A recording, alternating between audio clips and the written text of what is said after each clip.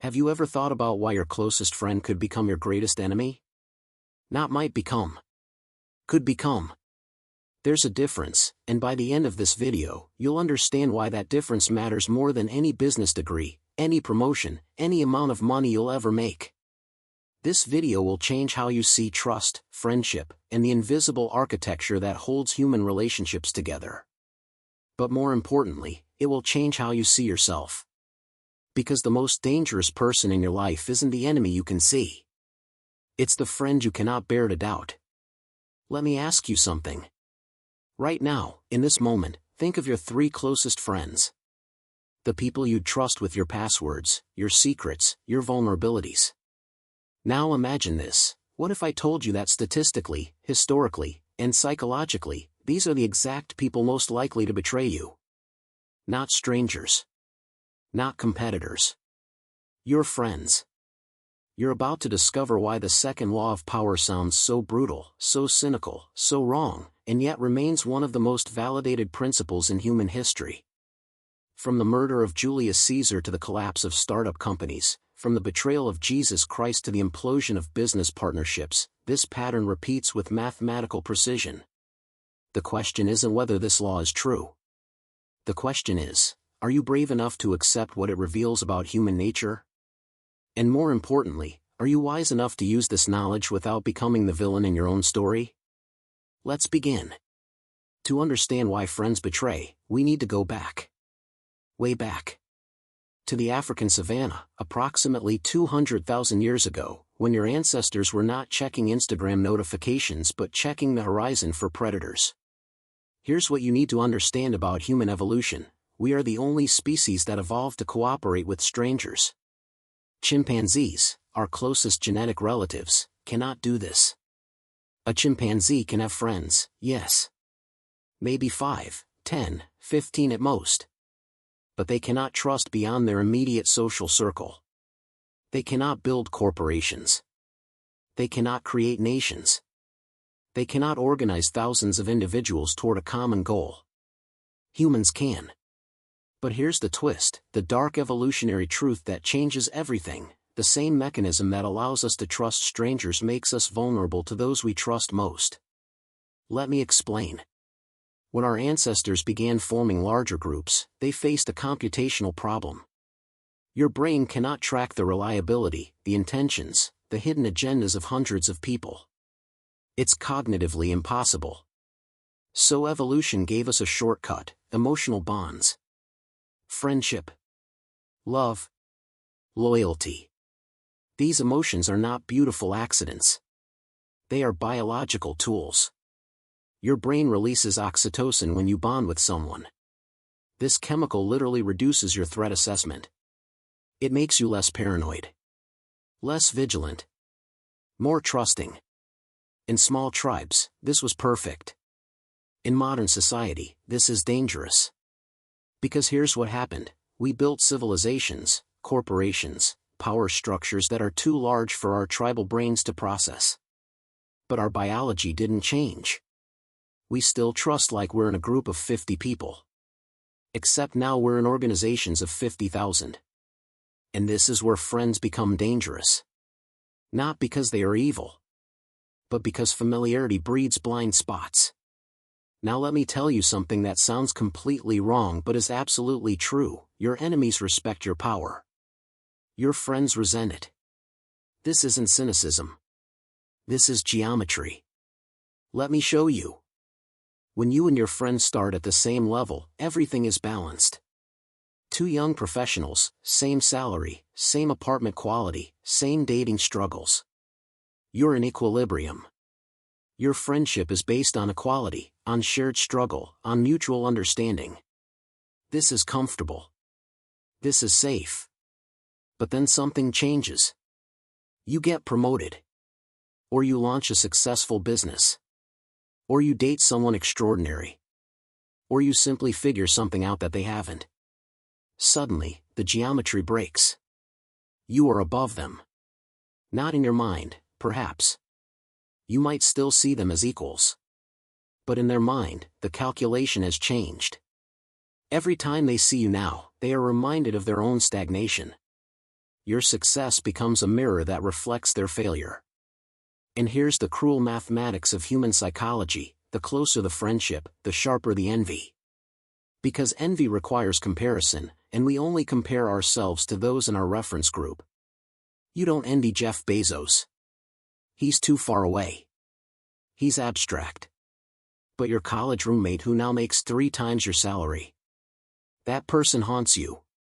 Let me give you a historical example that illustrates this perfectly: Michael Corleone in The Godfather.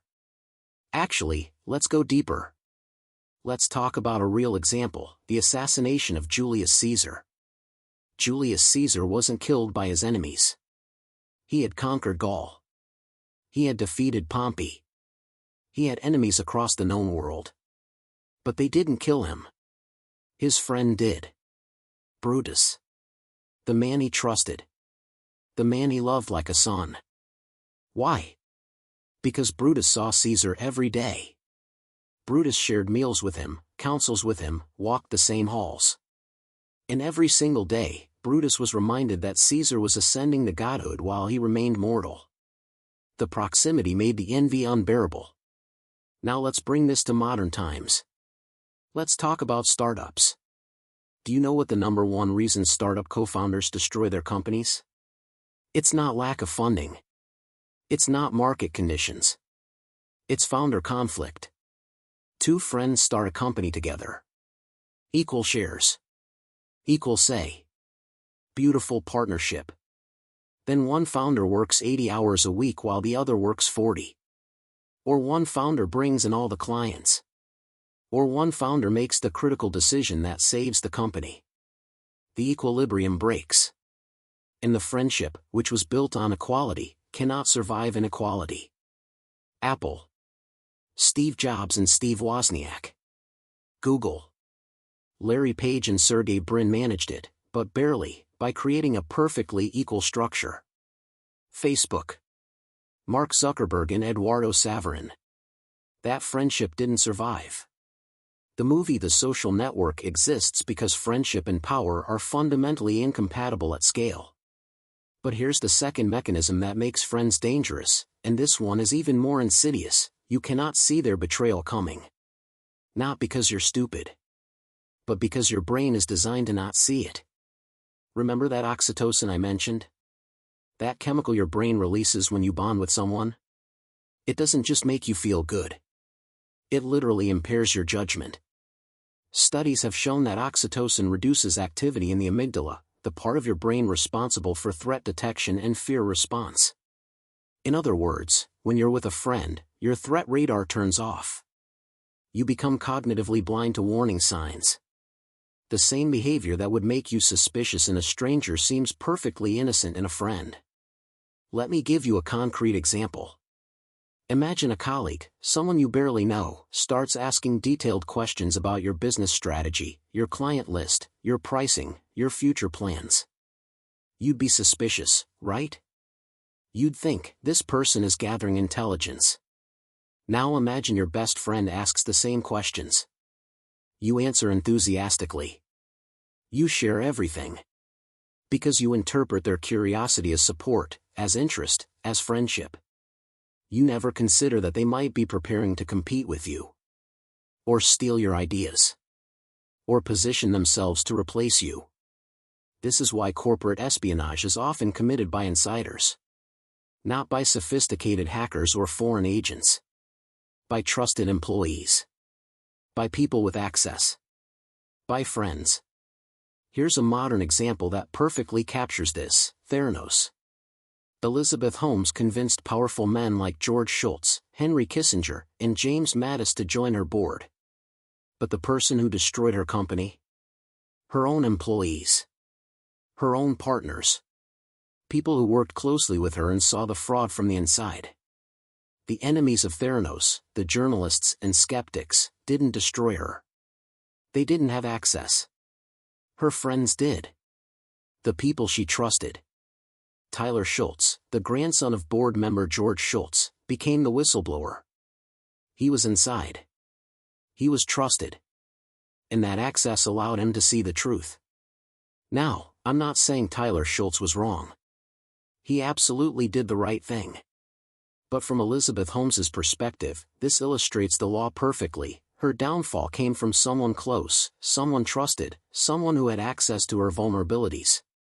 Now let's flip the equation. Let's talk about why enemies are useful. Why the second half of Law 2 is just as important as the first. Your enemy is someone whose intentions are clear. They want to defeat you. They want to take your position, your resources, your power. This clarity is valuable. Because when you know someone opposes you, you remain vigilant. You watch their movements. You anticipate their strategies. You never relax. But here's the deeper advantage, the one that most people miss: your enemy makes you sharper. Think about evolution again. Predators and prey are locked in an arms race. The faster the cheetah becomes, the faster the gazelle must become. The sharper the hawk's vision, the better the mouse's camouflage. Competition drives adaptation. The same principle applies to human competition. Your enemy forces you to be better. They expose your weaknesses. They pressure test your strategies. They prevent complacency. Let me give you a perfect example from modern business: Apple and Microsoft in the 1980s and 90s. Steve Jobs and Bill Gates were enemies. They competed viciously. They sued each other.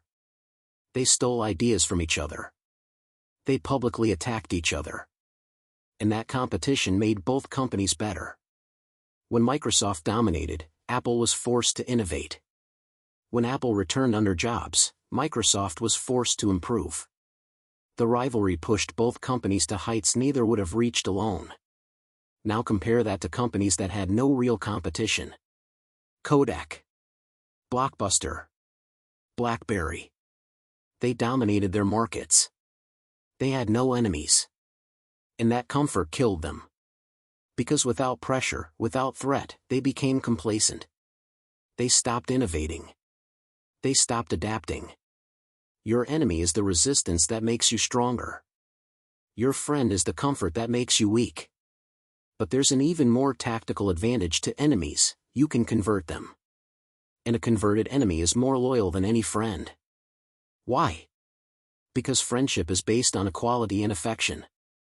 But a converted enemy is based on respect and gratitude. When you defeat an enemy and then show mercy, when you demonstrate superiority and then offer partnership, you create a debt. You create obligation. Historical example: Napoleon Bonaparte. One of his most effective generals was Michel Ney, who initially opposed Napoleon and fought for the Bourbon monarchy. But after Napoleon defeated the Royalists, he didn't execute Ney. He recognized Ney's talent and brought him into his inner circle. Ney became one of Napoleon's most loyal generals, not because they were friends, but because Napoleon had earned his respect through victory and generosity. Modern example: corporate acquisitions. When Facebook bought Instagram, they weren't buying a friend. They were neutralizing a competitor. Instagram's founders, Kevin Systrom and Mike Krieger, initially resisted Facebook's dominance. But after the acquisition, they worked within Facebook's ecosystem for years, contributing to its growth. The former enemy became an asset. Let's get practical. Let's talk about your life. Your office. Your workplace. Because this is where Law 2 plays out every single day, and most people are completely blind to it. You work in an organization. You have colleagues. Some of them you like. You go to lunch together. You complain about management together. You share memes and inside jokes. These people feel like friends. And maybe they are. But here's what you need to understand: the structure of office politics makes friendship dangerous. Because everyone in your organization is competing for limited resources. Limited promotions.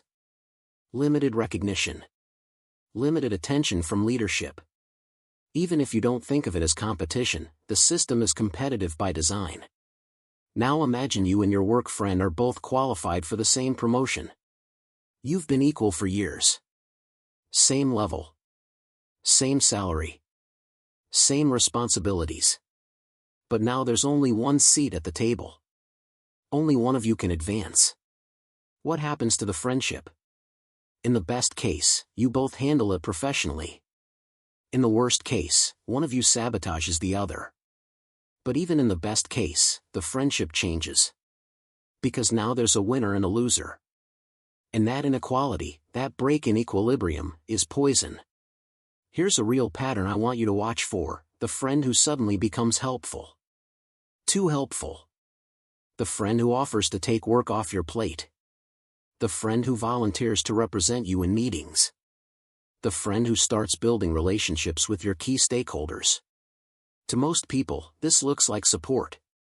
Like friendship. But sometimes, it's positioning. They're making themselves indispensable. They're building relationships with your network. They're slowly replacing you.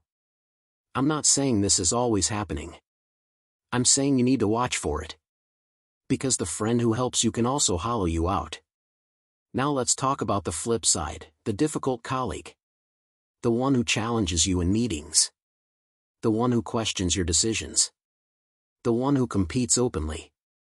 Most people avoid these colleagues. They see them as threats, as enemies. But here's the twist: this person is making you better. Every time they challenge you, you're forced to sharpen your arguments. Every time they compete with you, you're forced to raise your performance. They are the resistance that builds your muscle. And here's the even deeper insight: this person respects you enough to compete directly. They see you as a worthy opponent. That's valuable information. Because people only compete with equals or superiors. If they saw you as weak, they'd ignore you. So the question becomes, who is more dangerous? The friend who quietly undermines you while smiling? Or the enemy who openly challenges you while respecting your ability? The law suggests the friend is more dangerous. Because you see the enemy's knife. You don't see the friend's. Now I know what you're thinking. If I can't trust friends, if proximity breeds betrayal, if affection creates blind spots, then how do I function? How do I build anything? How do I live without becoming paranoid? This is the central paradox of Law 2. And solving this paradox is what separates the wise from the cynical. Here's what the law is not saying: never have friends. Never trust anyone. Treat everyone as an enemy. That's not wisdom. That's madness. That's how you end up alone, isolated, and ironically, powerless. Because power requires cooperation. Requires networks. Requires relationships. So what is the law actually teaching? It's teaching discernment. It's teaching you to separate affection from strategy. It's teaching you to see the architecture of relationships clearly, without the distortion of emotion. Let me give you a framework. Think of relationships in 3 categories. Category 1, personal friends. These are people you choose based on affection, shared values, shared experiences. You don't do business with them. You don't involve them in your power games. You keep them separate. You protect the friendship by not contaminating it with ambition. Category 2, professional allies. These are people you work with, cooperate with, build with. You respect them. You might even like them. But you never forget that the relationship is transactional. It's based on mutual benefit. And if the benefits change, the relationship changes. You trust them within defined boundaries, but you verify. Always verify. Category 3, converted enemies. These are people who initially opposed you but now work with you. You trust them more than Category 2 because their loyalty is based on respect, not affection. They've seen your power. They've tested you. And they've chosen to align with you. That's a stronger foundation than friendship. The mistake most people make is mixing these categories. They treat professional allies like personal friends. Or they try to do business with personal friends. And when the inevitable conflict arises, they feel betrayed. But the betrayal isn't in the other person's actions. The betrayal is in your own miscategorization. Here's a modern example: Elon Musk and his approach to leadership. Musk is famous for being difficult to work with. He fires people quickly. He demands extreme performance. He doesn't prioritize being liked. And many people criticize him for this. They say he's cold, ruthless, sociopathic. But look at what he's built: Tesla, SpaceX, Neuralink. Companies that are reshaping entire industries. And he's done it by maintaining clear boundaries.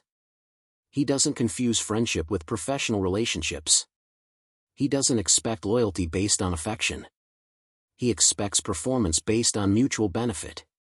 Now compare that to founders who prioritize friendship. Who hire their friends. Who can't fire underperforming employees because of personal relationships. How many of those companies survive? How many achieve anything significant? The data is clear: companies led by founders who maintain professional boundaries outperform companies led by founders who prioritize friendship. This doesn't mean Musk is a role model for human relationships. But it does mean he understands the architecture of power. He understands that affection and strategy require separation. Let me show you how this pattern repeats across history, across cultures, across centuries. Because if this was just one or two examples, you could dismiss it as coincidence. But it's not. It's a law. A pattern so consistent it approaches mathematical certainty. Julius Caesar. Betrayed by Brutus, his trusted friend. The man he loved. The man he mentored. Jesus Christ. Betrayed by Judas, one of his 12 apostles. Someone who walked with him, ate with him, learned from him. King Louis XVI of France. Betrayed by the nobility he trusted, the aristocrats he protected. They turned on him the moment revolution offered them a better deal. Thomas Edison and Nikola Tesla. Started as colleagues, almost friends. Ended as bitter enemies.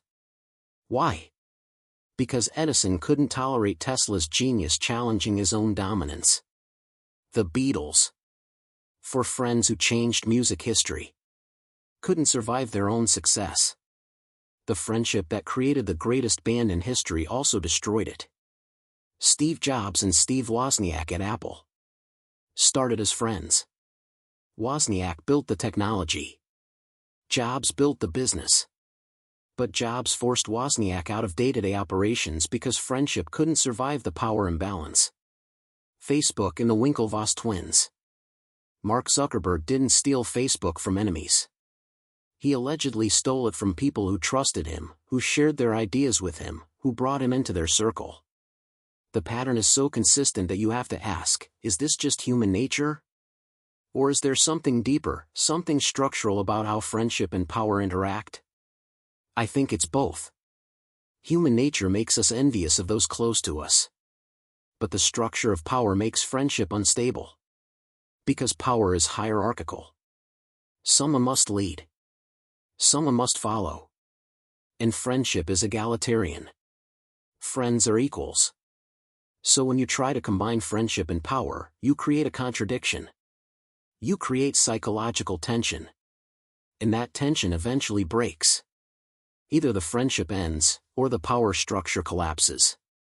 This is why royal families, why dynasties, why empires have historically been so brutal to their own family members. Brothers killing brothers. Fathers imprisoning sons. Not because they were all psychopaths. But because they understood, consciously or unconsciously, that proximity to power is dangerous. That the people closest to the throne are the people most capable of taking it.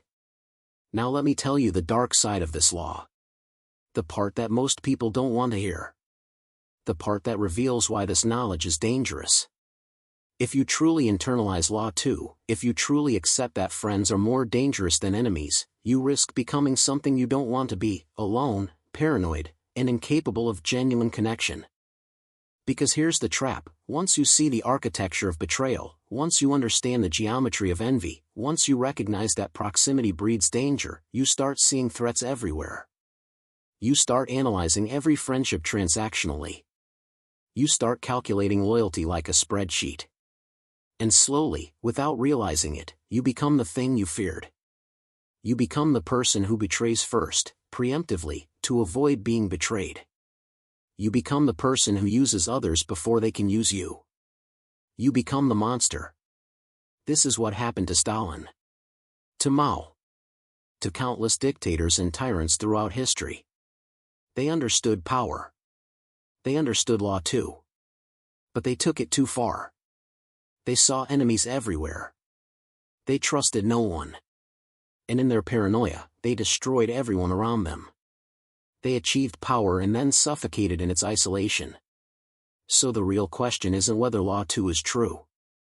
The question is, can you use this knowledge without losing your humanity? Can you maintain strategic clarity without becoming cruel? Can you protect yourself without becoming the villain? This is the test. This is what separates the master from the tyrant. The master uses law 2 to build structures that don't require trust. Systems that function based on incentives, not affection. Organizations that work because of alignment, not loyalty. The tyrant uses law 2 to destroy relationships preemptively. To betray before being betrayed. To isolate themselves in the name of security. Which one will you be? So let me leave you with this. With the question that matters. With the decision you need to make. You now understand that friends can be dangerous. That proximity breeds envy. That affection creates blind spots. That the people you trust most are the people most capable of hurting you. This knowledge cannot be unlearned. You can't go back to innocence. But what will you do with this knowledge? Will you use it to build better systems? To create boundaries that protect both friendship and ambition? To separate affection from strategy so that neither corrupts the other? Or will you use it as an excuse to trust no one? To treat every relationship as transactional? To become the very thing law 2 warns against? Here's my suggestion: start small. Start by observing. Watch your friendships. Watch your workplace relationships. Watch for the patterns. The envy that emerges when one person succeeds. The resentment that builds when equality breaks. The blindness that comes from affection. Don't act on it yet. Just observe. Just see it clearly. Because awareness is the first step toward wisdom. And then, slowly, start building Category 2 relationships. Professional allies based on mutual benefit, not affection. Learn to separate what you feel from what you strategically need. Learn to respect people without trusting them blindly. Learn to cooperate without becoming vulnerable. This doesn't mean you can't have friends. It means you protect your friendships by not mixing them with power. It means you keep the people you love away from the games you must play.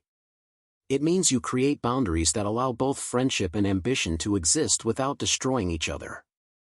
Because here's the final truth: power is not evil. Ambition is not evil.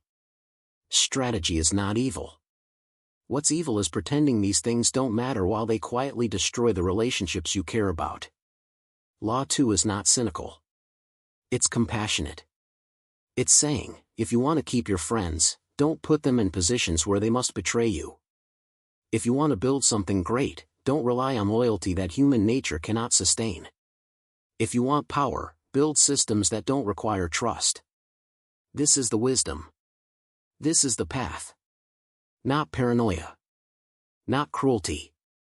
But clarity. The clarity to see relationships as they are, not as you wish they were. The clarity to build structures that work with human nature, not against it. The clarity to separate affection from strategy so that both can flourish. So I'll ask you one final time, who are your 3 closest friends? And now that you understand the geometry of envy, the blindness of affection, the mathematics of betrayal, what will you do differently? That's the power Law 2 offers. Not the power to destroy relationships, but the power to see them clearly. And in that clarity, to build something that lasts. Not despite human nature, but because you understand it. The question is, are you wise enough to use this knowledge without becoming what you fear? Think about it.